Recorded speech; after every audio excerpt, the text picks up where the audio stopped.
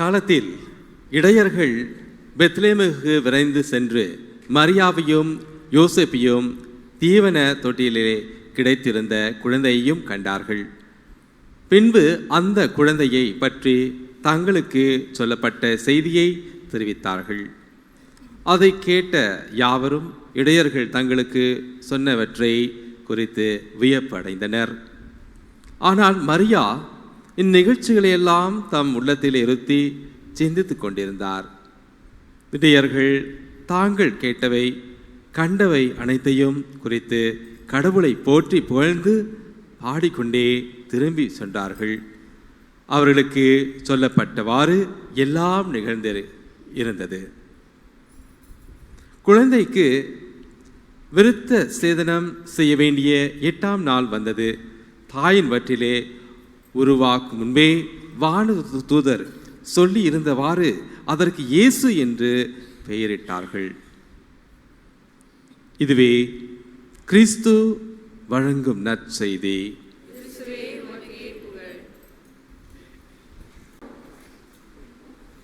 அன்பு சகோதர சகோதரிகளே, கிறிஸ்துமஸ் திருநாளுக்கு பிறகு 8ஆம் நாளை புகுந்திருக்கின்றோம். இந்த 8ஆம் நாளை திருச்சபை மரியாள் இயேசுவின் தாய் என பெயர் சூட்டி இந்த நாளை கொடுத்து அதனை கொண்டாட மக்களையும் அழைக்கின்றது. ஆகவே இந்த நாள் சும்மா சர்வசாதாரண ஒரு திருப்பலி கிடையாது. இது திருப்பலியிலேயே முதன்மை உயர்ந்தது, விழாக்களிலே பெரு விழா என்று கூறப்படுகிறது. ஆகவே தான் ஒரு வருஷ தொடக்கத்திலேயே முதல் நாளன்று முதல் திருப்பலி இந்த மரியாவுக்கு. அதுக்கு நம்மெல்லாம் சேர்ந்து வந்திருக்கிறோம்.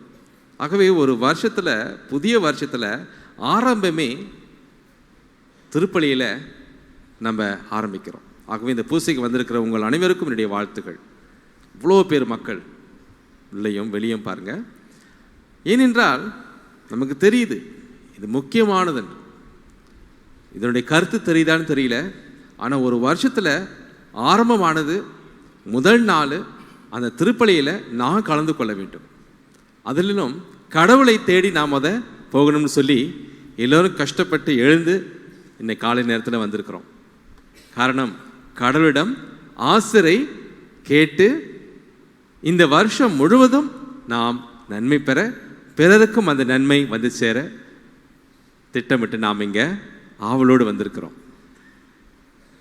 இந்த திருப்பலியிலே மரியாள் நம்மோடு கலந்து நம்மை ஆசீர்வதிக்க நமக்காக வேண்டி இந்த வருடம் முழுவதும் இட்டு செல்ல இருக்கின்றார். காரணம், இந்த திருப்பலிக்கு காரணமாக இருந்த ஒருவள் மரியாள். ஆண்டவர் தேர்ந்தெடுத்தார். ஒன்று, பிள்ளைக்கு தாயாக வேண்டும். அதுக்கு மேலே இந்த பிள்ளையை வளர்க்க பாசமும் தந்து ஒரு குடும்பத்தை உருவாக்கி நல்ல தாயாக இருக்க ஆண்டவர் அவளை தேர்ந்தெடுத்துள்ளார். நீங்களும் நானும் வெறும் தாயை மட்டும் பார்த்தா முடியாது. நீங்களும் நானும் அந்த தாயாக வேண்டும். எப்படி? இது எப்படி இயலும்? இன்றைய வாசகங்கள் அனைத்துமே இந்த ஒரு அழைப்பை காட்டுகின்றது. நீங்களும் நானும் இந்த தாயாக வேண்டும், இந்த தாயாக இருக்க வேண்டும். அதுதான் கடவுளுடைய ஆசீர் இந்த வருஷம் முழுவதும். மரியாள் எவ்வாறு இயேசுவினுடைய ஒவ்வொரு சந்திப்பிலும் வளர்ப்பிலும் அவருடைய சுவாசத்திலும் அவருடைய குடும்ப வாழ்விலும் ஒரு முன்மாதிரியாக இருந்து கடவுளோடு சிந்தித்து ஜெபித்து செயல்பட்டாலோ ஆசிரை பெற்றாலோ அதே போல நீங்களும் நானும் சிந்தித்து செயல்பட இந்த வருடத்தில் இன்று முதல் ஆரம்பமாக மரியாள் நம்மை இட்டு செல்ல இருக்கின்றார். இறை மக்களே, இன்றைய நற்செய்தி எடுத்து பார்த்தோமானால் லூகாஸ் எழுதியது. லூகாஸ் யாருக்காக எழுதுகிறார்? ஏழை எளியோர், பாவிகள், ஒதுக்கப்பட்டோர், இவர்கள் மத்தியிலே இவர்களிடையே இயேசு பிறந்துள்ளார் இந்த சூழ்நிலையிலே அந்த மூவர் நாசரேத்து குடும்பத்தை திருக்குடும்பத்தை சேர்ந்த மரியாள், சூசை, இயேசு ஒன்றாக சேர்ந்து இருந்தார்கள் என்று தெளிவாக காட்டுகின்றார் லூக்காஸ். காரணம், எங்கே போனாங்க? இங்கே போய் இடம் கிடைக்கல. அந்த மாட்டுக்குடியிலே அவர்கள் உட்கார்ந்து அங்கே மரியாள் இயேசுவை பிறக்க வைத்து மூவரும் அங்கு இருக்க இடையர்களும் சேர்ந்து வந்த அந்த இடத்துல அவர்களோடு ஒன்று இருந்தார்கள். அந்த ஒன்று இருப்பதில் நல்ல அர்த்தம் இருக்குது. அதனால தான் நம்ம மாட்டுக்குடியில் நின்று நம்ம ஒரு ஜெபம் செய்யணும், அந்த ஆசிரை பெற வேண்டும், சிந்திக்கணும். அங்கிருந்து மரியாள் சிந்தித்தவாறு நானும் சிந்திக்க வேண்டும் என்று இந்த நாள் நம்மை அழைக்கிறது. ஆகவே இயேசு ஒரு பரம ஏழையாக எதற்காக வந்தார்? காரணம், அவர் இன்று முதல் மனிதர்களை தொடவிருக்கின்றார். ஏழைகளான, பாவிகளான, கஷ்ட சூழ்நிலையில் இருக்கின்ற, கடவுளை தேடி வருகின்ற, ஆசிரை கேட்கின்ற ஒவ்வொருவரையும் அவர் ஆசீர்வதிக்க, அவர்களோடு நடக்க இருக்கின்றார். ஆகவே தான் அந்த மாட்டுக்குடி நமக்கு தேவை. எப்பொழுதெல்லாம் நாங்கள் நிற்கிறேனோ அப்பொழுதெல்லாம் எனக்கு என்னுடைய கஷ்டம், என்னுடைய ஏழ்மையான சூழ்நிலை, என்னுடைய தேவைகள், பிறருடைய தேவைகள் அனைத்துமே அந்த இடத்திலே காணப்படுகிறது. இந்த மாட்டுக்குடியில் இந்த ஏழ்மை நமக்கு இதை எடுத்து காட்ட வேண்டும். என்றைக்குமே நாம் இருமாப்பு கொண்டு மேலே இருக்க முடியாது. நம்மை இறக்கி கொள்ள அந்த மாட்டுக்குடியில் நமக்கு முக்கிய சின்னமாக இருக்கிறது. அதிலே இயேசு முக்கியமாக காட்சி அளிக்கின்றார். அதனை நாம் பார்க்க முடிகிறதா? அதுக்கு மேலே மரியாளுடைய முகத்தையும் நாம் பார்த்தோமானால், இங்க பாருங்க, மரியாளுடைய முகத்தை பார்த்தீங்கன்னு சொன்னாக்கா ரொம்ப ரொம்ப அவசியமானது நமக்கு. இந்த படத்தை நீங்கள் பார்த்தீங்கன்னாக்கா அதில் ஒரு பெரிய விசேஷம், எத்தனை பேர் பார்த்துருக்கீங்க தெரியாது, ஒருவேளை படிச்சிருக்கலாம். தாய், இந்த தாய் இந்த மகனை பிடிச்சிருக்கிறாரு. சரி, உண்மைதான். இயேசுவுக்கு என்ன நடந்துச்சு? எதையோ கண்டு பயந்து போய் ஓடி வந்து அம்மாவுடைய கைகளிலே ஏறி உட்கார்ந்துருக்கிறாரு. அவருடைய காலில் பார்த்தீங்க சொன்னாக்கா ஒரு செருப்பு இருக்கு, பிஞ்சு போய் கிடக்குது, இன்னொரு செருப்பு இருக்குது, நல்லா இருக்குது, ஆனால் ஒன்று பிஞ்சு போய். அவ்வளோ ஒரு அவசரமான சூழ்நிலை, அவ்வளோ ஒரு ஆபத்து. அந்த ஆபத்திலிருந்து இந்த தாய் அந்த மகனை காப்பாற்றுகின்றார். அந்த தாயினுடைய முகத்திலே அவ்வளோ ஒரு பாசம், அவ்வளோ ஒரு இரக்கம். அந்த பிள்ளையை கட்டிப்பிடித்து தழுவிக்கொண்டு அவருக்கு ஆசிரை கொடுக்கின்றார். ஆனால் அந்த தாய்க்கு தெரியும், இந்த பிள்ளையுடைய ஆபத்தான சூழ்நிலை எப்பொழுது கூட வரலாம். இந்த பயத்தெல்லாம் உள்ளே வைத்து கொண்டு சிந்தித்து ஆண்டவருடைய ஆசிரை கேட்டு அவர் மெதுமெதுவாக செயல்பட்டார். ஆகவே பிள்ளைகளுக்கு என்னென்ன தேவையோ, பிள்ளைகளுக்கு என்னென்ன ஆபத்தோ நமக்கு கொள்ளையே வச்சுக்கிட்டு நம்ம சமாளிக்க முடியாது. வெகு தூரம் நம்மளால் போக முடியாது. நம்ம ஓடி வர வேண்டும். பிஞ்ச சப்பாத்தோ, பிஞ்சு போன உடையோ, பிஞ்சு போன சூழ்நிலையோ, அல்லது எப்படியாப்பட்ட பாவக்கரையாக இருந்தாலும் சரி, நம்ம ஓடி வர வேண்டும். கடவுளை தேடி கோயிலுக்கு வர வேண்டும், ஆசிரை கேட்க. ஆகவே பார்த்தீங்கன்னு சொன்னாக்கா அந்த மாதா கெபிலும் சரி, இந்த இடத்திலும் சரி, மக்கள் எக்கச்சக்கமாக, அதிலும் இந்துக்கள் ரொம்ப பேர் ப்ரே பண்ணுறாங்க. ஏன்? அவங்களுக்கு இந்த அர்த்தம் புரியாது. ஆனால் இருந்தாலும் மனித தன்மை அதுதான். நான் ஏழ்மை சூழ்நிலையில் இருக்கிறேன், எல்லாம் பறிப்போயின, ஆனால் இருப்பினும் இயேசுவை நம்புகின்றேன். இயேசுவின் மேல் இருக்கிற முழு நம்பிக்கையினால தான் நம்ம தாயையும் தேடுகின்றோம். காரணம், அதே இயேசு திருக்குடும்பத்தில் பிறந்தவர் ஓடி போய் என்னுடைய தாயை கூப்பிட்டு உதவியை கேட்டு அவரே ஏறி உட்கார்ந்து கொண்டிருந்தார். அந்த தாய் அனைத்தையும் அரவணைத்து ஆறுதல் கொடுத்து ஆசிரியம் கொடுக்கின்றார். இந்த நாள் வருஷத்தில் முதல் நாள் உங்களுக்கும் எனக்கும் திருச்சபை இந்த தாயை காண்பிக்கிறது. உனக்கு ஏழ்மையான சூழ்நிலை வரும் பொழுதும், கஷ்டம் வரும் பொழுதும், உன்னுடைய சிந்தனை, உன்னுடைய மனம் கலங்கி இருக்கும் பொழுதெல்லாம், உனக்கு தேவைகள் வரும் பொழுதெல்லாம் நீ யாரை பார்த்து ஓடுகிறாய்? இந்த தாய், இதே தாய். உன்னுடைய ஆரம்பம் இந்த தாயின் மூலமாக இன்று இருக்கட்டும், பிறக்கட்டும். ஆகவே இறை மக்களே, நாம் இன்று இந்த மாட்டுக்குடியிலே பார்க்கும் பொழுதும் சரி, மாதா கெபியிலையும் சரி, இந்த படத்தின் முன்பாகவும் சரி, அல்லது உங்கள் வீட்டில் மெழுகுபத்தி ஏற்றி இன்னைக்கு குடும்பத்தோடு இங்கே பீடத்து முன்னாடி ஜெபிக்கும் பொழுதும் சரி, அந்த படத்தை எல்லாம் பார்க்கும் பொழுது அந்த பீடம், அந்த இயேசு, அந்த மரியாள் நமக்கு எதையோ சொல்ல வேண்டும். அனைத்தையும் நாம் அப்படியே எடுத்து போற்ற முடியாது. ஆனால் எப்படியாப்பட்ட கஷ்டமாக இருந்தாலும் சரி, ஏழ்மையாக இருந்தாலும், இந்த வருஷ ஆரம்பமே இப்படி இருக்குதுன்னு சொன்னாக்கா, மனம் கலங்கி இருக்கிற நிலைமையாக இருந்தாலும் சரி, மரியாளை போலவே நீங்களும் நானும் அதனை மனதில் இருத்தி சிந்திக்க ஆரம்பிக்க வேண்டும். கடவுள் இருக்கின்றார், இம்மானுவேல், என்னை அவர் வழி நடத்துவார். இதுதான் மீட்பின் திட்டம். மீட்பு என்பது அப்படியே கையில் கிடச்சி நமக்கு சந்தோஷமாகவே எப்பயுமே என்னவோ மழை பெய்யாத மாதிரி இருக்காது. வாழ்வு என்பது மழையும் இருக்கும், இடி மின்னல், பல இடையூறுகள் அனைத்தும் இருக்கும். இந்த படம் நமக்கு ஒரு நல்ல எடுத்துக்காட்டாக இன்று இருக்கட்டும். இது ஒரு நல்ல ஆரம்பம். எப்பொழுதும் உங்களுக்கும் எனக்கும் இந்த இயேசுவின் சூழ்நிலை, இந்த பிள்ளையின் பயந்து போன பயங்கரமான சூழ்நிலை நம்மோடு இருக்கும். இந்த திருச்சிலுவை பாரம் நம்மோடு எப்பொழுதும் இருக்கும். இருப்பினும் நம்மை யார் அரவணைக்கிறார்? திருச்சபையான நம்முடைய தாய் மரியாள் நம்மை தூக்கி நம்மை இட்டு செல்லுவார். இதுவே என்னுடைய நம்பிக்கை, இதுவே இன்று என்னுடைய ஜெபம். இறை மக்களே, இன்றைக்கு எல்லாரும் போய் சொல்லுவோம், happy new year brother, happy new year sister, புத்தாண்டு வாழ்த்துக்கள் அப்படின்னா என்னங்க அர்த்தம்? ராபர்ட் சொல்லுங்க. ராபர்ட் ரொம்ப வறுக்குதா? அப்பயே சொன்ன ஏக்கான் பட சொல்லி சொல்லுங்க ராபர்ட். ஹாப்பி நியூ இயர்னா என்னது? ஐயா ஹாப்பி நியூ இயர்னா என்னது? ஹாப்பி நியூ இயர்னா ஹாப்பி நியூ இயர் தான். அப்புறம் வேற என்ன ஃபாதர்? தம்பி காடுவங்கலேருந்து வந்திருக்கிறேன், நீ சொல்லு, ஹாப்பி நியூ இயர்னா என்னது? புது அதுதான் நான் இங்கிலீஷில் சொல்கிறேன், கேட்குறேன். அட போப்பா, நீங்கள் சொல்லுங்கங்க ஐயா, அருமை, நீங்கள் சொல்லுங்கள். புதிய புத்தாண்டு வாழ்த்துக்கள், ஹாப்பி நியூ இயர் என்னத்துக்கு சொல்கிறாங்க?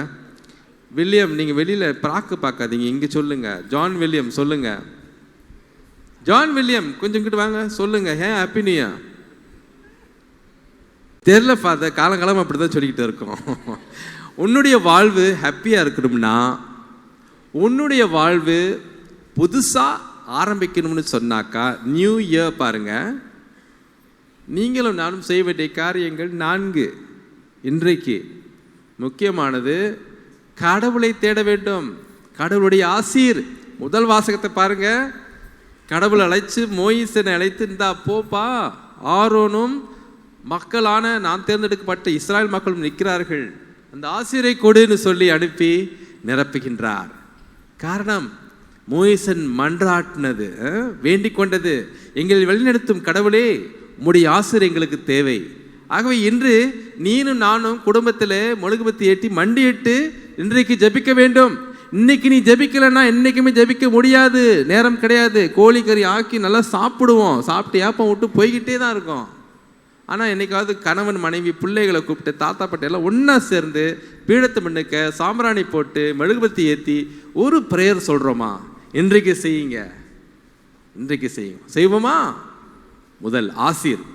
இரண்டாவது, உன்னுடைய வாழ்வு ஹாப்பியாகவும் நல்ல நியூ இயராகவும் இருக்கணும்னு சொன்னாக்கா இயேசுவின் பெயரை கூப்பிட வேண்டும். காரணம், அதே இயேசு தாயை தேடி போனார். நான் எப்பொழுதும் எந்த ஜபத்திலும் சரி, வேற எந்த சக்தியும் கிடையாது, இயேசுவை தேட வேண்டும்.